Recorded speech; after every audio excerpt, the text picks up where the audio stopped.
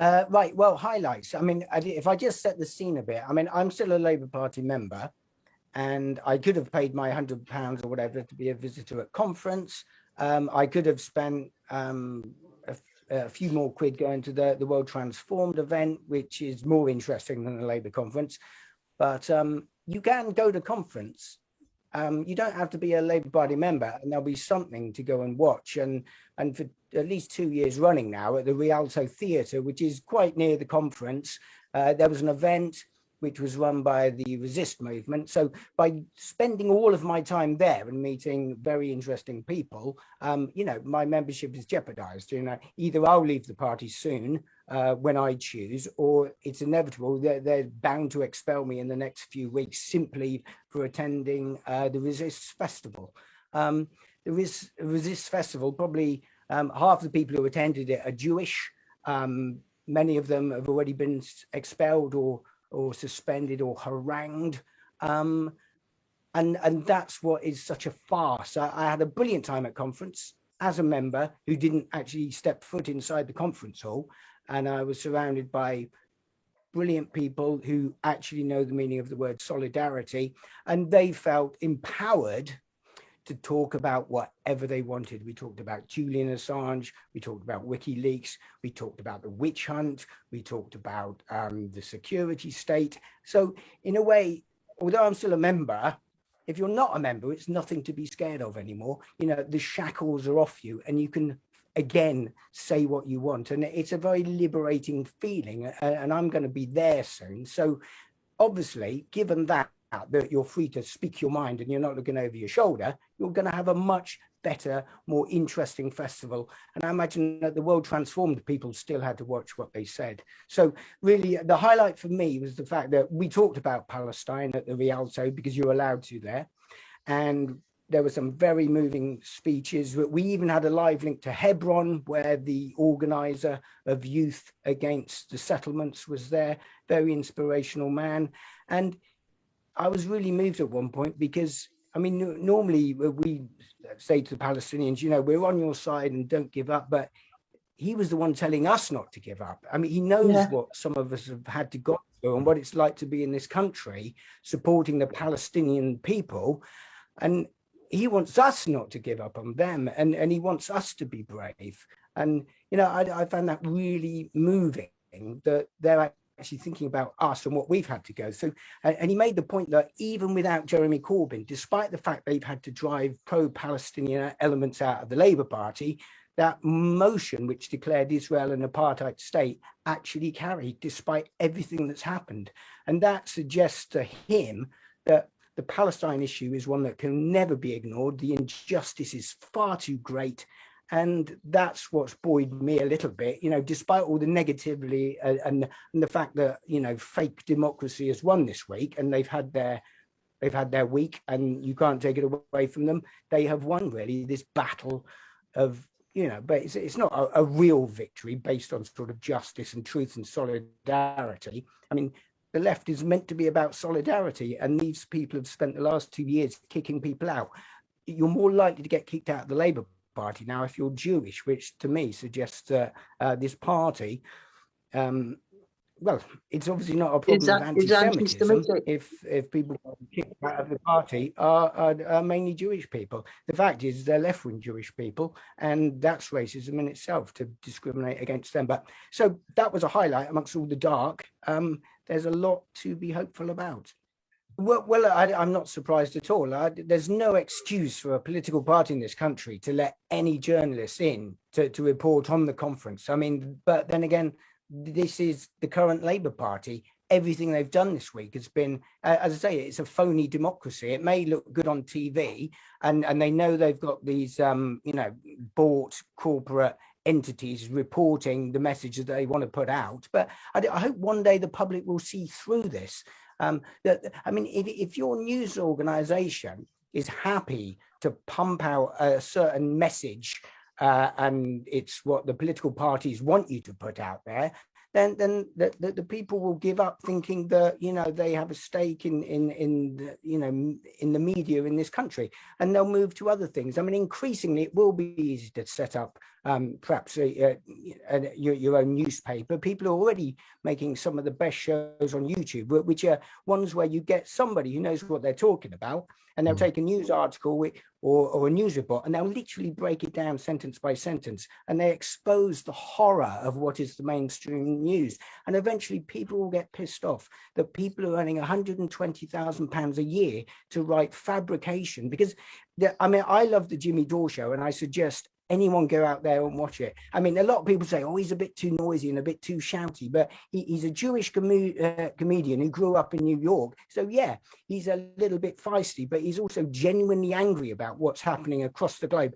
And he's losing celebrity friends all the time because he just does not care anymore. And his show is amazing. You learn more in half an hour on the Jimmy Dore show than you would reading all the newspapers for a whole week. It's brilliant. He shows these idiot journalists up for, well, they're either idiots or they're liars, and it's fascinating to watch. I'm always going to be interested in politics. If the Labour Party expel me, I couldn't give a toss, because politics is always going to be interesting, and it's much more interesting when you're allowed to say what you want to say.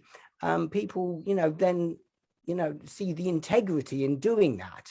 What we've got at the moment is everything that's wrong with journalism. So I have a good time anyway. I'm disappointed about the vote on the rule change. I mean, that really is the biggest kick in the teeth, because it does mean that probably there will never be a choice to vote for someone like Jeremy Corbyn ever again. That's how significant that is. But apart from that, I'm going to carry on having a nice time.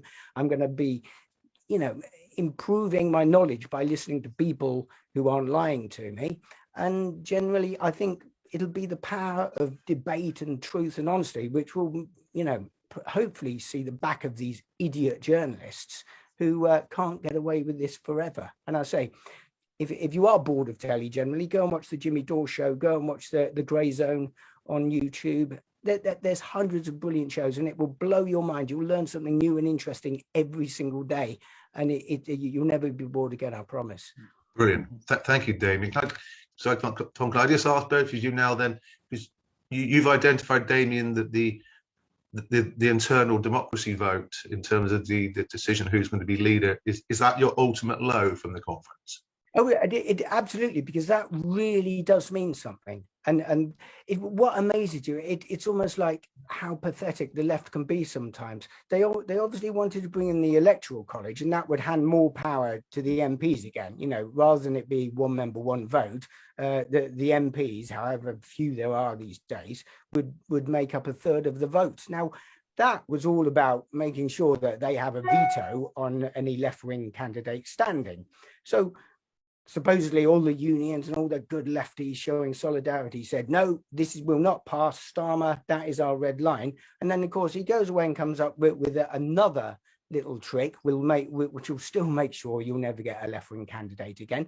And they all hold their hands up and vote for it. I mean, it's utterly staggering that they were allowed to get away with that, and that people on the left aren't absolutely incensed. I hear that Unison, who rather tipped the scales in favour of Starmer, it was the old leadership who are now voted out who actually were the ones who decided to go against what the party what members wanted and vote for the rule change. But that's no way to run an organisation. The fact that they'd already lost power, they shouldn't have been allowed to vote at the Labour conference. So hopefully what will happen is that Unison, the new leadership, will take over the reins, and next year perhaps they'll be proposing to leave the Labour Party altogether, or to, you know, go back to the old. Sooner than that, I hope. Well, it could. I think Starmer, yeah, if you are that, you know, it looks even the people who like him knows that his speech yesterday was horrible. It was stilted. He has no charisma. It's just, he seemed completely out of his depth. So perhaps he will be gone, and it'll probably be, you know, people on the left and the right who say enough is enough. We just cannot take any more of this. can I just come in and just say, I mean, if you look at Starmer's speech, I mean, he's absolutely in awe of power, isn't he? He was there on the floor praising NATO.